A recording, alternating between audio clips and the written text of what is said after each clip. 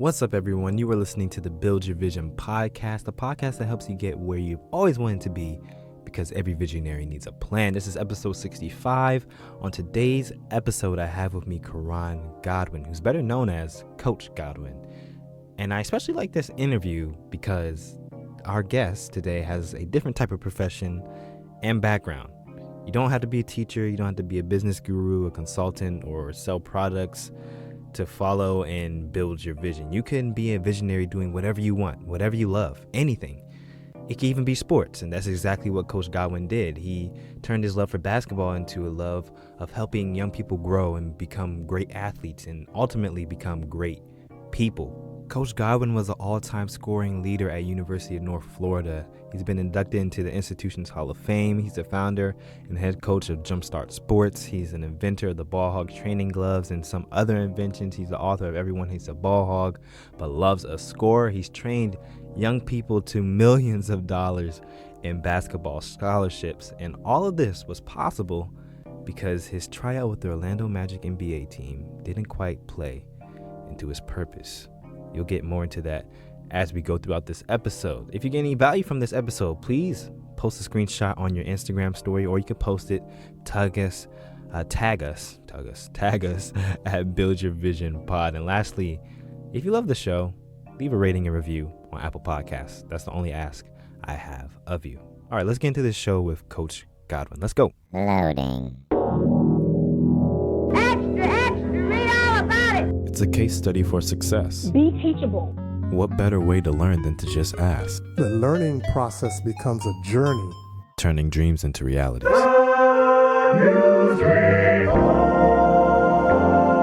Part of execution is totally believing whatever you're doing is going to work. What are your passions and what are your gifts? And that's where it really starts. Chances are for taking. Take a chance on yourself.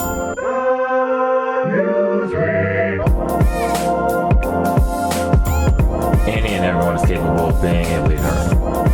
You're not going to have all the answers immediately. Wow. Mentors to expose you to things that you otherwise wouldn't know. It was all I thought about and dreamed. Like I would literally get up in the morning, practice, because I knew the time would come. Just do it.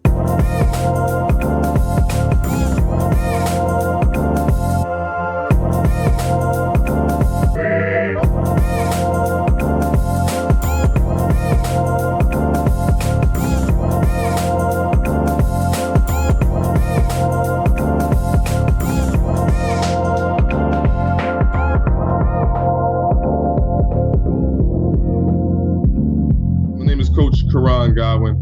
I'm actually originally from New Jersey, all-state basketball player there. Grew up playing ball. Right now where we are now in the DMV, I would say we're probably number one in the world, Prince George's County for basketball. But back then it was the tri-state area where I came up in. So right now it's just a good time to be in the DMV. But I just remember those days coming up and being in the gym. All-state basketball player, went to the University of Buffalo. I initially chose University of Buffalo because the head coach at the time was worth over $200 million on Wall Street. Whoa. And for me, I wanted to be a business major. Didn't know what I wanted to do, but I just had it in my blood, always selling something, whether it be, figuring out how to burn DVDs and CDs before people did, and you really had the code and stuff like that. I was always an entrepreneur, selling T-shirts, selling whatever. So I wanted to go into business. Ended up going to the University of Buffalo. Way too much snow for me. One day was 62 inches of snow. I couldn't find my car. And I said, I called home and said, Mom, it's not going to work. So mission accomplished. Before I left Buffalo, I actually got that job on Wall Street. So my summer job was on Wall Street after my freshman year. And then I transferred to the University of North Florida, which by no accident was 5 minutes from the beach. And I had a great career at the University of North Florida. Ended up breaking the all-time scoring record about 2.5 years. Just had a good time down there. I ended up having a tryout with the Orlando Magic. Due to being all South and doing a lot of good things in the area and being a notable player. So I had an NBA tryout. that was the pinnacle of my career. I felt like I couldn't go any higher than that. Like, if I'm going to make it to the NBA, I'm here, but I'm right here at the door. So I actually shook all the coaches' hands and general manager, told them thanks for the opportunity.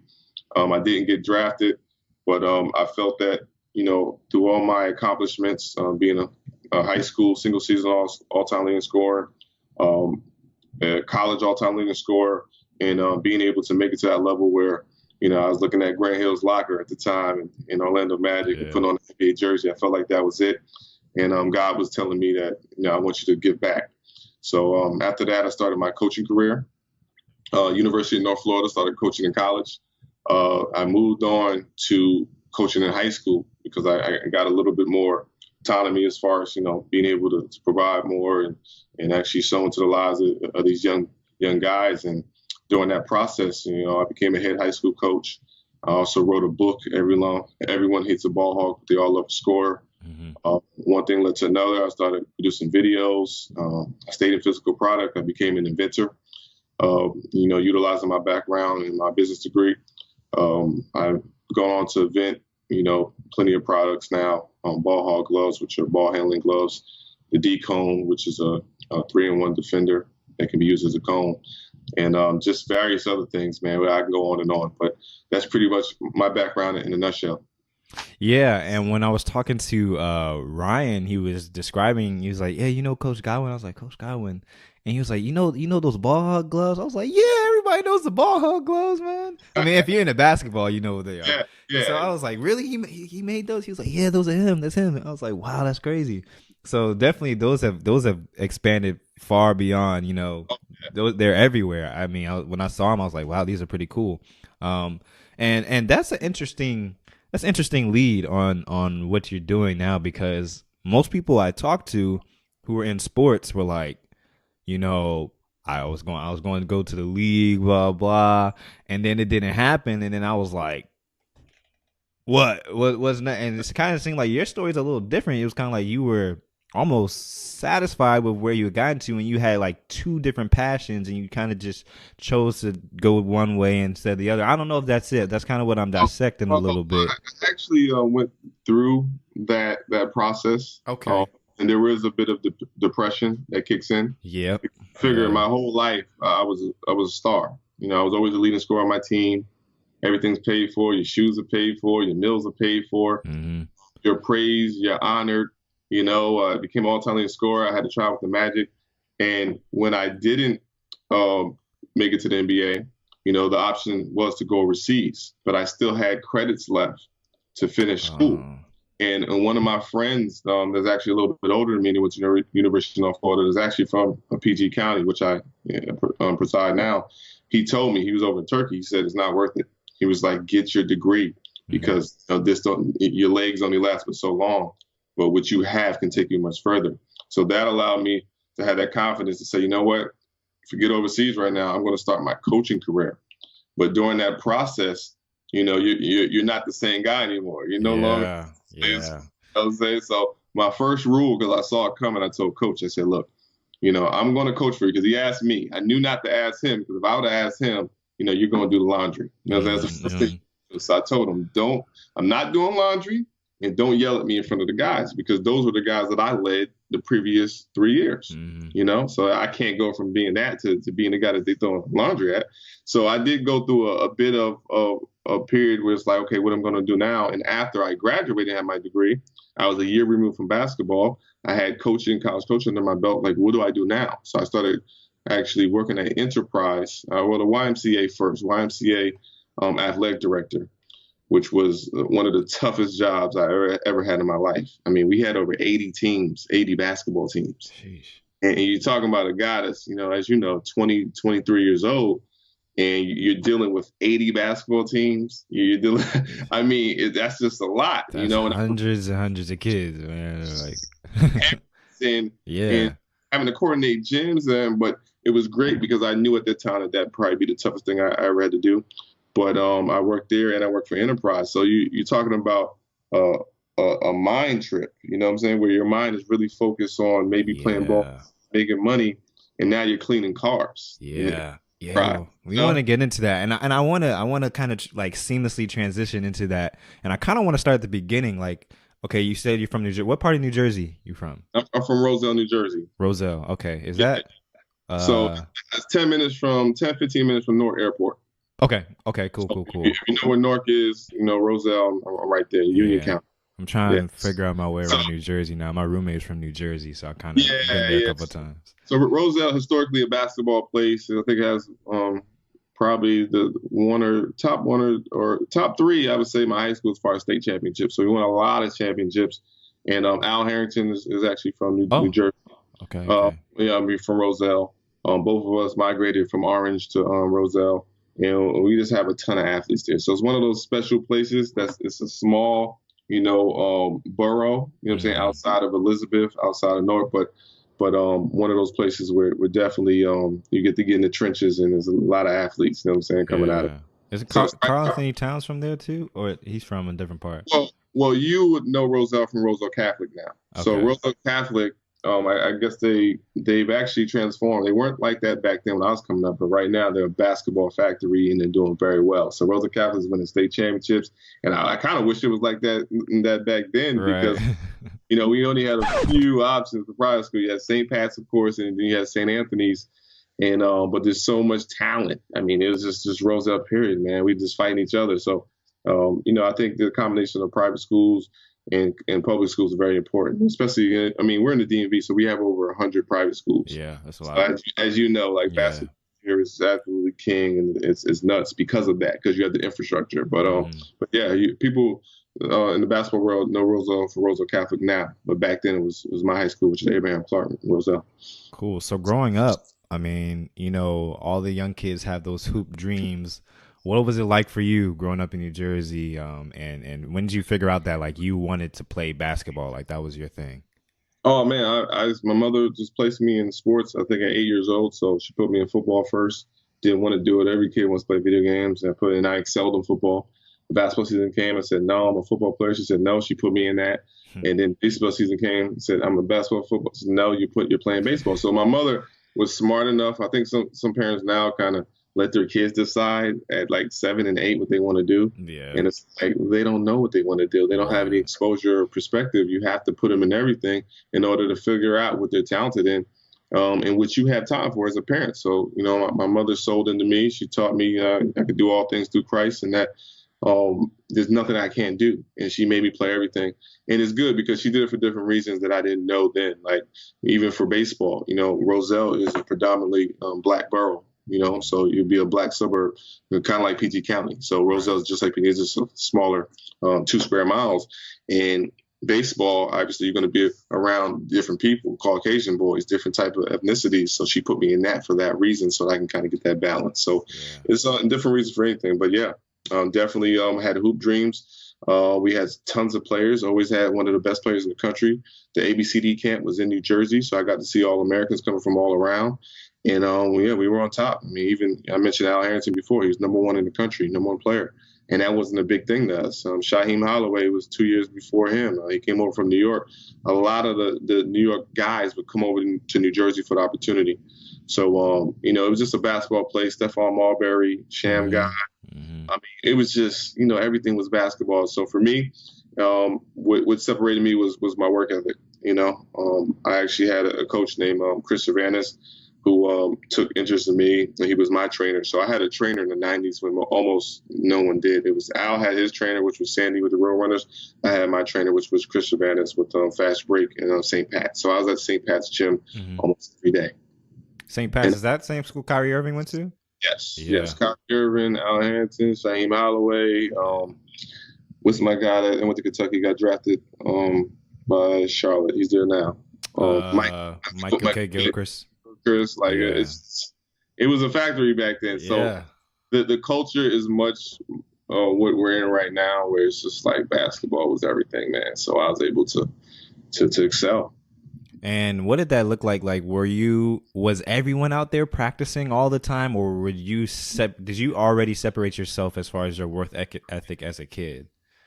I figured out one day, because I used to go and anything Chris taught me, I used to be at the court every day. So one of the funny things is this: he would teach me different things, and this is how my actually training career started. I started training kids at the age of 15. Wow. Because when I was younger, I'd say about 11 or 12. The older guys are playing. I saw the guy that was the man at my high school, Abraham Clark High School, which I knew I'd play at one day. And I went to him and I wanted some type of advice, like give me something. And I'm saying in my mind, he was going to teach me things. He was going to train me. He's going to do all this stuff. And he kind of just brushed me to the side. So I never forgot that feeling. So when Coach Savannah would teach me something, I would come back to the playground and I'd perform it. And the little kids would come around me and they would say, hey, can you teach me? Mm-hmm. So I actually started, JumpStart Hoops back then when I was 15 years old. And I've been doing this. It's like second nature as far as skill training. Like I've literally been doing this most of my life. Wow. Yeah. It's crazy how like those little teeny things that happen in life, like trigger something that could literally set up your whole future. Yeah. I mean, there's always lessons, and I believe you have to fail forward. So there's always lessons, even in failures or disappointments. It's something that you can get out of it. Cool. So like, okay, you're training. I'm pretty sure you're like one of the best kids all the time on the playground. You go to high school. At that point, were your goals set on going D1, going pro?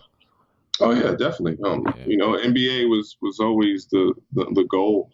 But within that, I was always taught different lessons because I got to see people that were older than me. I got to see their path, Tim Thomas was from the area. So I got to watch people before me. And something inside of me, was just watching my mother go to work and also come home and do Mary Kay. So the example that I had in the household is that you have to be ambitious, you have to be driven, but you can't do one thing. Mm-hmm. So that was the subconscious lesson that my mother kind of gave to me. So even though I was playing ball, when I came home, I had to find something to do. I had to find something to sell. I had to look into something. And remember, I'm about to be 40. So, the internet started kind of when I was like 15 or 16. Mm-hmm. So when I'm at that age where, I'm trying to look for things to do other than basketball, here comes the AOL with the dial-up. Yeah. And I had a computer in the other room, and it took a while, but the world just opened up to me. And it was like just perfect timing, man. It's like, okay, I'm going to make money through this one day as well. So what was high school and college like as far as being an athlete? Oh, man, like it's unbelievable. I mean, first of all, it's a full scholarship. So, everyone D1, D2, whatever. I mean, D free is what you want, Yeah. And make sure that the education is paid for. So I am fortunate enough to play both Division I and Division II. But it's just a crazy ride. It's tough. You're going to earn that scholarship. It is. They say it's free, but it's not free. Getting up 5 o'clock in the morning, hitting the track. Having to meet certain demands and times. And then, I'll just break down the average day. So you get up 5 o'clock, you meet at the track. You may have to do some 200s, some 400s, or maybe they say you have to do the mile under 6 minutes. You got to be ready to do that. So number one, this is teaching you discipline because you have to get up early in the morning. After that, you probably go straight to the weight room. So you go to the weight room, you're working out, you're already tired, but you got to push through it. After that, you probably go to class, which is, as you know, is probably 2 hours because, college courses, you go twice a week. It's not like high school. Mm-hmm. So you're already tired trying to make it through that. I mean, sometimes, to be honest with you, you're falling asleep depending on the day you had. Right. Then you can't wait to get back to your room and go to sleep. But now you have to come back to the gym because you have individuals. All right. And individuals is when the college coaches, back in that time, I guess it was a group of 3 or 4 where they were allowed to spend an hour with you. So in that hour, they're doing little stuff that they want you to do during the season, little skill work and just, coaching you not as a team, but in individual units. After that, you have to play with the team. Right. So that's a crazy day. That's crazy. Yeah. So most freshmen, to be honest with you, they aren't ready for it. High school, you don't have to do that, and most guys, especially if you got there through your talent, you may really not know what it takes to excel at that level. So that's why the transfer rate is so high, because kids come in, they're not ready. Sometimes you get into the doghouse. I remember my roommate, spent the night at his girlfriend's house, which means he's a year older than me, which means he wasn't there to wake me up, and my alarm didn't come on. And he called me. He's like, where are you? I was like, uh-oh, it was past time. And they said, don't even come. And don't worry about it. On your off day, you're going to come in here, you're going to do double. So it teaches you discipline, but it's extremely tough, man. And also the mental demands too. College, they want to make sure that you mentally can deal with the rigors and what's going to go on during the season. So there may be times where you don't get playing time. You may start one game, next game you may not play at all. You got to get through that. They have you got to figure, you got a college coach is making anywhere from $300,000 to $2 million a year, and his job depends on an 18-year-old jump shot. Right. You know what I'm saying? Yeah. So that's crazy. You don't see it that way at the time, but the pressure is enormous on him. This is how he feeds his family. So he's going to be tough on you. So it's extremely tough. But once you get the groove of it and you get a good program that matches who you are, and that's why I tell kids, like, the highest school isn't always the best school. You have to go to a school that's right for you, and maybe a mid-major, because they're going to give you the attention you need. Everyone needs a different amount of attention when it comes to college. But off the court is great. Everything's free, obviously, and you get praise. Everyone knows you around campus. But I'm trying to teach kids something else, that, you got to realize the position that you're in is so influential because everyone's coming to you. So don't be a jerk. You know what I'm saying? Talk to people. Network. Like, you have to network. I mean, that's the purpose of college. Like, the debate now is going on, do you really need college? Right. And my whole thing is, why not? Right. So college is a group of individuals that are aggregated based off test scores and willingness to go through a process. And while you're in your 20s, especially your early 20s, and you're not, developed as far as, being a man yet, and you have time to make mistakes and meet people, like, that's the perfect ground for you to connect with like-minded people that are going to be able to help you out in the future. So it's not always about the book. Like, I don't want my son to go to Yale because it's a different book. It's the same book that's at your college. Yeah, I want to go to Harvard because his teammate, his father is, right. Owns 5 banks in an oil business. Like, that's the reason why I want him to go to Harvard. You're networking with people that are just on, like-minded or on another level that can help you out. Yeah, I mean, the whole college, and you hear on the show, you'll hear me take different stances. Sometimes I'm like, yeah, college is, you don't need college, but you also have to know yourself and what you need. And I'm typically pro college because I went to college. And do I think I needed everything I learned in my degree? Absolutely not. But do I think I was afforded experiences that propel me into the direction I'm going into now? Absolutely. So, you kind of have to know, if you already have a plan and you know exactly which direction you're going, hey, if you don't need a college degree to do that, by all means, go for it. But if you have, my motto is, when in doubt, go to college, because you'll discover things about yourself that you never would have known otherwise. And I kind of want to ask you, I mean, I've never been, the best athlete. I played varsity in high school, but my high school wasn't even ranked. So, I don't know what that means. But like, being you were inducted into the Hall of Fame at University of North Florida. You were all-time leading scorer. I know, like, everyone probably knew who you were on campus. What was that like, navigating, like, friendships, relationships, people who are for you or people who are with you just because they think you're going to the league or things like that? Like, I kind of want to know how that dynamic was.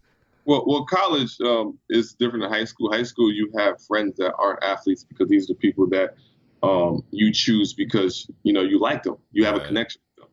Yeah. And college, once you join in college basketball, you're actually in a fraternity. That's what you're in. So most of the people you interact with every day are going to be your fraternal brothers, which are the people that are on that college basketball team. So you're kind of insulated a little bit, if you want to be. By the end of the year, or as time goes on and you're on campus, you get to meet different people, see different people that may be in other fraternities, or people that, if you have a skill of networking, you get the chance to actually meet other people. But that's when you kind of feel that, what I'm saying? Like, that adulation is real. Like, I remember even in Buffalo when I was leaving, I went to a party and, like, these people were going crazy. Like, you're number 32, you're this, you're that. And I'm like, oh, wow. Like, I didn't know it was like that, because, like I said, you can kind of stay in your bubble, But yeah, once you come out the bubble, it's like, like you realize that people really, really take to you, and it's up to you to take advantage of the opportunities that may present themselves as far as building relationship equity.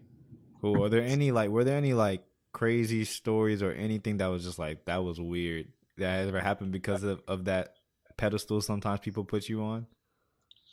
I'll take it back to this time. So my cousin broke my scoring record at my school.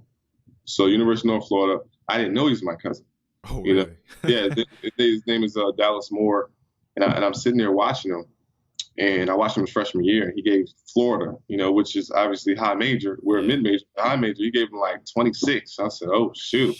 And I'm always on the watch list because it's my record, And there's two people that I was watching. A guy named Bo Beach, whose father gave me my first head coaching job at East High School, where Tim Tebow went in Florida. So his father was the head coach. He went to another school. He gave me the head coaching job. So I knew Bo, and we talked to Bo, and I kind of was influential in him wanting to go to North Florida. We just knew each other, and he went to North Florida. So he actually broke my record as well.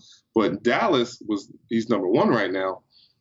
And I remember saying, man, this kid is good. So my grandmother called me one day when I was congratulating him and said, where's he from? I said, I don't know. He's from Florida. She said, well, I think that's your cousin. Yeah. So he ended up being my cousin. So fast forward to now, we have social media. So I'm talking to Dallas at NBA Summer League last year. And he was telling me how they had to switch his classes because he couldn't really make it to class because of the celebrity on campus. Now, we're talking about North Florida, which is a mid-major, and a school that, people are just starting to learn about. He can't make it to class. Sheesh. So just think about that. He had to switch some classes to online because it was that crazy. That's crazy. Like he and Bo Beach were on the same team, so they won the championship there, and the place was sold out. Season ticket holders. It got to crazy. So just imagine that times 45 when you talk about being on a high major campus and you being a guy. Man, it can get really, really crazy. I can only imagine, man. And these kids are 18, 19, 20 years old. It's incredible. Even watching them, in the draft this year. And it's weird because I've always looked up to the people getting drafted in the NBA. Oh, man, that's so cool. But now I'm getting older. These kids are younger than me. They're in the league. Like I would have been in the league for a couple years now. Yeah. So I'm like, man, I never realized that these are kids. These kids are 18, 19 years old, and they're getting paid millions of dollars, and they have to talk to all these people and have all this pressure. I'm like, this is actually insane. What is going on here? Yeah, and the only way they make is if they continue to get contracts because, those first couple contracts, you don't know anything about money. Yeah, exactly. Things in other people's hands. So, like you say, man, you hear the horror stories, but if they're able to maintain, a lot of them end up doing well. But it's tough. Yeah. It's tough. It's a huge learning curve.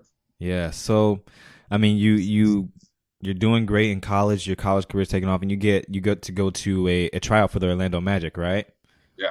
And what happened in that tryout? And I kind of want to start transitioning to the part where you realize that pro is not the future, and you had to make a decision about where you're going to go next.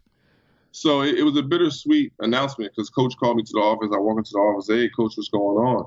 And he tells me that the Orlando Magic want me to come try out. I'm like, what? Wow. So I'm sitting there like, because at the time I went from Division I down to Division II, and then they were going back to Division I after I was. I'm like, wow, like what are the chances? You know what I'm saying?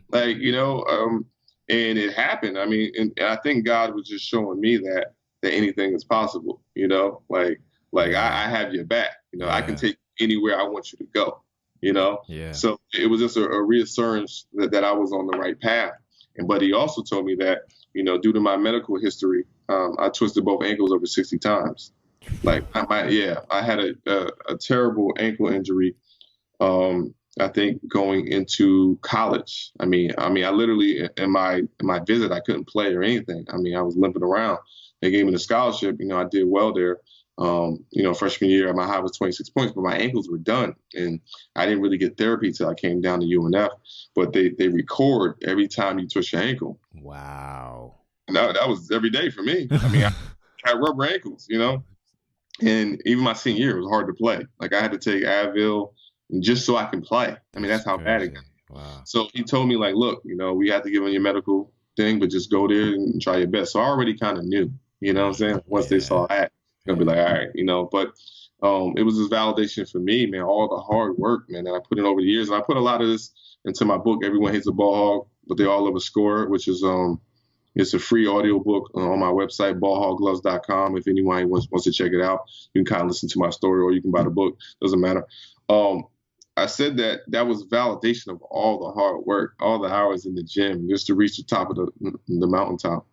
So yeah, man, it was bittersweet. But at that point in time, I've been preparing for that the whole time. You know what I'm saying? Basketball to me was never the end all, the be all. You know what I'm saying? I always wanted to be more than an athlete. That mentality that LeBron James has, I always had that. I never wanted someone to look at me just as an athlete. I wanted people to know that, I was articulate, I was intelligent, and that this basketball is a conduit or means to an end. It's means for me to get to the next level where I want to be. And now you're done with college, you got your business degree, and you kind of have to just navigate in a space that's no longer with athletics as being the full-time thing. What was that like as far as navigating that space? Man, especially after, I coached for years, so that was a bit of a buffer. But after that, after I really graduated with that degree, it was tough. It was extremely tough because now, you realize that those free Outback meals aren't free. You realize that a steak costs $15, right? So it was tough at the time, driving a car in Florida with no AC.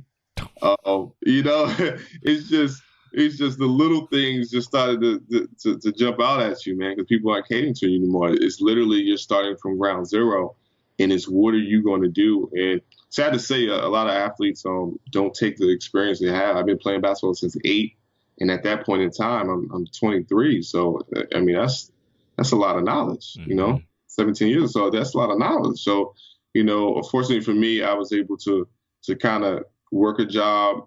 I did the YMCA athletic director, then I did the enterprise. And with enterprise, I was able to start coaching and getting back to my passion and ultimately training. So I was able to start, earning income from both sides of the fence. Yeah. And you started to touch on it earlier. What was that like mentally transitioning and putting yourself in a space where you have to work towards something that you had never worked toward before? It's not basketball anymore. Oh, man, I called my mother tons of times, man. I remember calling her. It's crazy. In the middle of cleaning out a car. Enterprise cars, they don't do whatever in there. So I'm cleaning out the car, and it's Florida. I'm still in Florida now. It's 100 degrees outside in the summertime. But you got to get out there and clean that car with a white shirt and tie. Yeah. So I'm out there, and I'm like, man, how did I get here? I had a little bit of depression, a little bit when I was at Buffalo, probably because you can't see the sun for 7 months out of the year. Never not seen the sun. You know what I'm saying? Jersey, it snows, that's it. You know what I'm saying? But you see the sun. So I had a little bit of that, and I kind of felt a little bit of that starting to creep back in. So I had to call my mother. We prayed about it. Because I'm a Christian man, she's a Christian woman, based on those principles. And basically, my mother was saying that there's another path for you, and you have to trust the process. So it's funny, I was eating with one of my friends. We were at a restaurant, and someone from the church that I didn't even know was from my church, but she was just there. She's like, "Can I interrupt?" And we were like, "Okay." Me and my boy were just talking. So she was talking about telling him stuff about him that I knew that she didn't know any of. So I'm like, what is going on? This is a crazy, feeling right now, because she's telling you about you and your business. So she tells us and that. And then she asked me a question, and I said something about playing basketball, and she said, "Don't worry about that. Just start your own business." You know what I'm saying? So I was like, "Oh, okay." So okay, and so that was one of those pivotal moments where it's like, look, you have all this experience and knowledge, man. Why not give it back and be able to push people forward and get them to the level or beyond where you were? So I get to do that every day. I mean, now I've helped kids in the millions of dollars of scholarships. That's part of my ulterior motive in JumpStart Hoops and training is, getting these young kids, especially ones that look like me and others that don't, the opportunity to get a free education and get a leg up, and also give them the mentorship that I may not have had or known at the time, whether they want to navigate into the professional ranks or they want to, be a professional or something else. I'm able to give them different advice. So it's been awesome. Yeah. And we're kind of segueing into the part of what this podcast is all about, building your vision. Okay. Now you kind of have like a vision. The lady enlightened you, and you're like, okay, you know, I have something to offer the world. I have something to give. How do I put this all into a package where I could deliver it to people and start this business, start this passion project, start whatever it is? It's really hard to start executing. Usually the hardest part is getting started. So what did you do to start what the process of what you have built now? So one of the things you learn, I learned early in my freshman year, you said, what lessons did I have? I remember we were in practice, we were in Buffalo, and there's a drill called the shell drill. And in this drill, there's an odd number of players. So we'll have 3 guys on defense and 4 guys on offense, and the 4 guys are spread around. And it's an unfair advantage that forces you to talk, communicate, and rotate. So, of course, most freshmen never did this before. You suck at the drill, and in your mind, it's stupid because it's 4 of them, 3 of us. Like, how are we going to stop them? Yeah. But I remember being frustrated one time, and Coach saw that the other team was scoring because of me. I wasn't communicating, talking. And he just yelled out, you know what I'm saying, do something, figure it out. So the lesson is that you have to be active. You can't sit at home thinking about your vision. That's not how it happens. You have to be active. You have to do something. You know what I'm saying? Yep. And even if it meant when that guy had the ball, he's going to the hole, I got more physical with him. You know what I'm saying? Because I had to give my teammates time to rotate behind me. Like, it was little stuff like that I learned. But what I learned is you have to be active. So with me, I already had the skill set. I was already training my whole life. Keep on doing that. Now, on top of that, you know what I'm saying, I need a vision. I need a purpose. I need a mission statement. Mm-hmm. So my first mission statement was, okay, I want everyone in the world to know who I am. All right, real simple. I don't know what this is turning into. I just know that in this basketball world, I want everyone to know who I am. So at that time, you know, I'm training, and a guy comes to me. He's like, dude, you're a great trainer. You should put this on video. You know, now we're talking like pre-YouTube-ish. Yes. Mm-hmm. I'm saying YouTube started in 2005. Yeah. Right. So this is like 2006. And I'm like, okay, whatever. So I start making videos and put them on YouTube. I didn't know that was one of the first basketball trainers on YouTube. I didn't know that. YouTube started in 2005. When I was putting my videos on YouTube, there was nothing on YouTube but like copyrighted television, like Martin. You know what I'm saying? Like we just talking Martin, and then you look exactly phone or something like that. You know what I'm saying? So what that did was that allowed me to create a platform, because you know years later, one of the big trainers now said, I grew up watching your stuff. That's wow. That's crazy. Because in 2006, he's 10 years younger than me. Mm-hmm. I was 26. He was 16. Right. You know what I'm saying? So what is he looking at on YouTube? It's only a few videos, and one of them is mine. Yeah. So that allowed me to build a platform. And I didn't know at the time that's what that was. I just said I want everyone to know who I am. So I did that. I'm putting my videos on YouTube and just doing it. You know what I'm saying? Thousands of people are getting to know who I am without me even knowing, because I'm just, social media, that's the beginning of it. And then social media really hit with Twitter. That's when it got crazy, because now I can develop a following that I can actually see. Mm-hmm. People that already knew me from the videos. So I had a leg up, and now I can start pumping it out, you know? And the other thing I figured, just, you know, my technical background of being in IT, because I'm in IT as an extension of business, is that everything has a white space. So any software that comes out, like anything new, is going to have some hack to it that you can do, you know what I'm saying, at the time. And for Twitter, it was crazy because Twitter was set up to where whenever you follow someone, they would get an email back then. Oh, right? Really? See, that was before I was even on Twitter.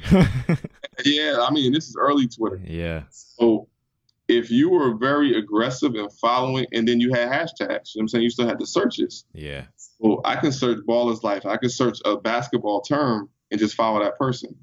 Yeah. Because I had more followers than them, most people just follow. Because like, oh, who's this guy? He's a coach. They didn't know. So I was able to build my Twitter following. I mean, you know, 10,000, 20,000, 30,000. It just kept going.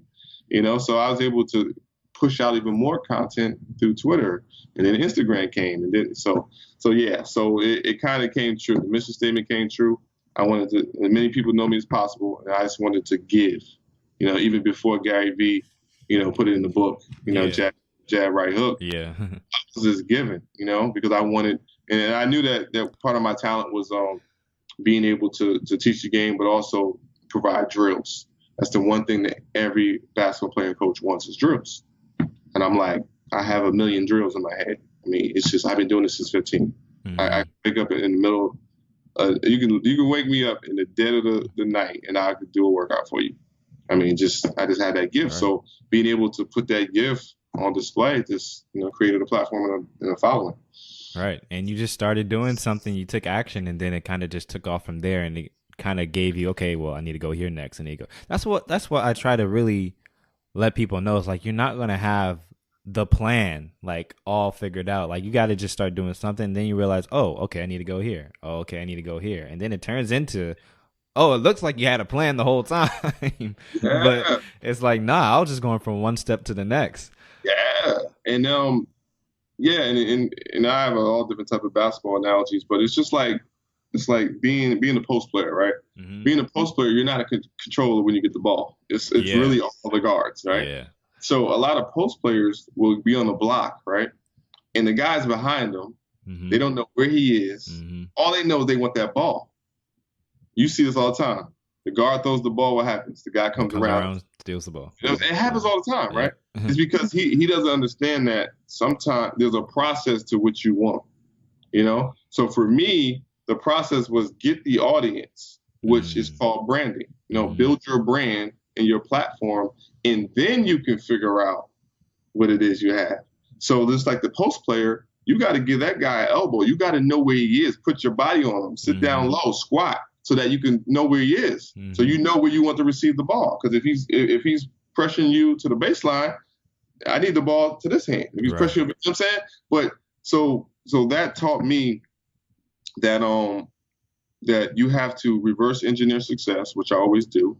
And the first step is getting the audience. So you can have the best invention, the best thing in the world, but if no one knows about it, yep. it doesn't matter. Yeah. Now, that draws this question in my head, though. Some people want the audience, and they're like, okay, I need to get followers. I need to get this. I need to get an email list, whatever it is. But then they don't have anything to offer on the other end. That's what I'm saying. It's a process. In order to get the audience, now you know what I want. I need an audience. I need a platform. People know that now. Right. They didn't know that before. They know that now. People just want to sell. Right. Just want to sell your widget. But how do you communicate with those people again? You know what I'm saying? There was a gap. But now people understand with the audience. So now with the audience, you have to provide value. Like people message me all the time. Can I have this? Can I have that? Like you're not giving me anything. Mm-hmm, you know what I'm saying? You're asking to take from me, but you're not giving. So case in point, how this podcast came about when Ryan Gordon, Free Alexander, was telling you about how he got in contact with me. Yeah. He offered his services for free. Yep. I mean, what basketball trainer doesn't need content? Right, exactly. I mean, that's easy. So I'm like, all right, come on up. And then he was able to get in my good graces and gave him the opportunity to actually to build with me and me to understand the young man that he is.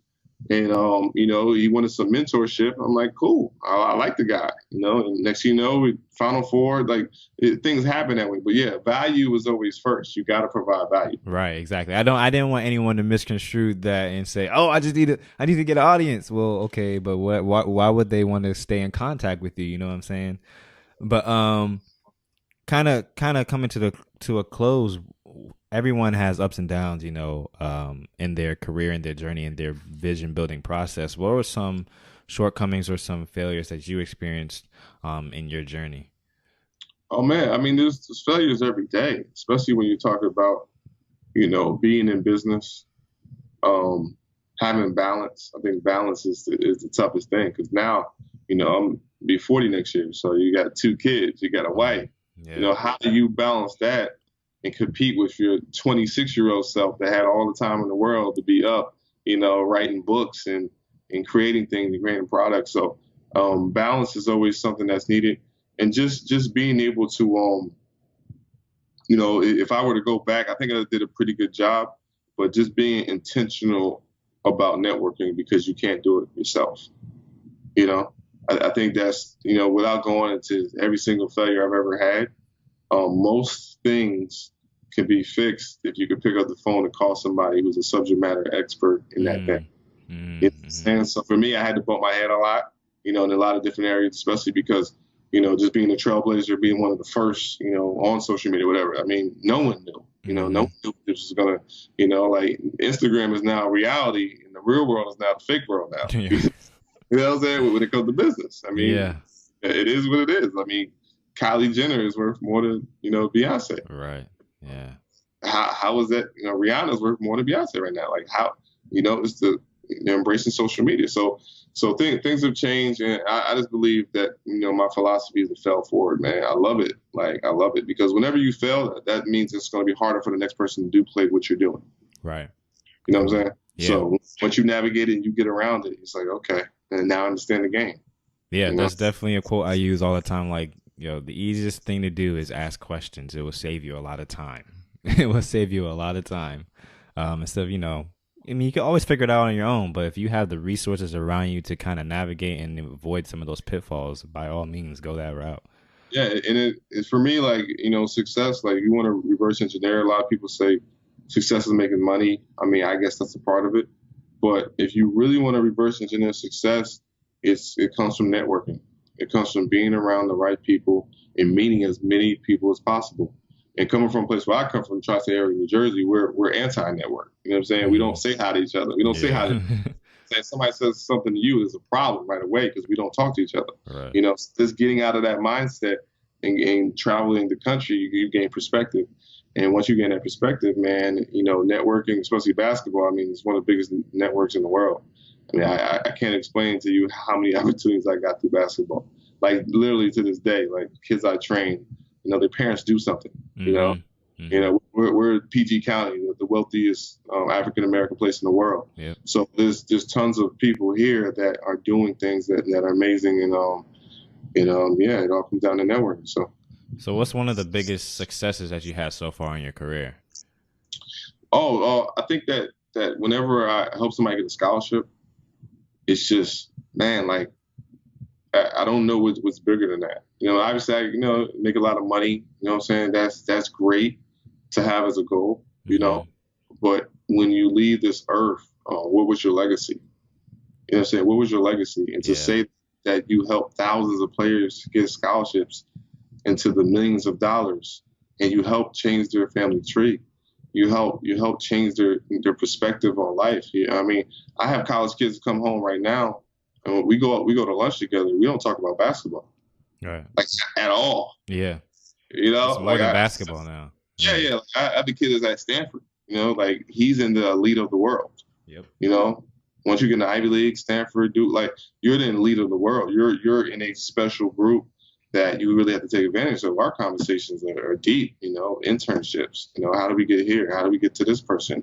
So yeah, I would say that would definitely be my biggest success that I've had an impact on other people, and also people that I don't know through my app, through my training. I mean, there's people in Africa that reach out to me all across the world, messaging me every day. How do I do this? How to do that? So, you just want to cement your legacy of one of giving, and just being blessed, man. It's just letting God's light shine.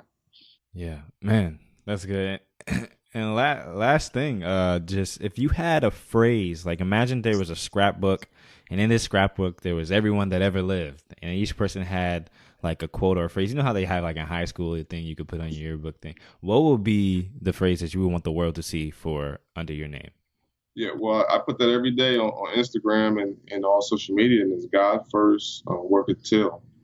So God first is self-explanatory, acknowledgement of the Creator. I mean, we're here for a reason. Mm-hmm. I'm a Christian man. Everyone has their own beliefs, but I believe and thankful, Jesus Christ for dying for my sins, and it's just acknowledgement and the gratitude of being here and having an opportunity to do what I do every day. And then the philosophy of life is work until. So you work until you master your craft. There's no set amount of hours to success. You work until you master your crossover. You work until you become a millionaire. You work until you get that promotion. And when you have that mentality, I believe you're unstoppable. I'm an investor as well. And one of the things about investing is that you don't lose until you sell. Yeah. You could buy a stock at 10. It could be down at 5. Right.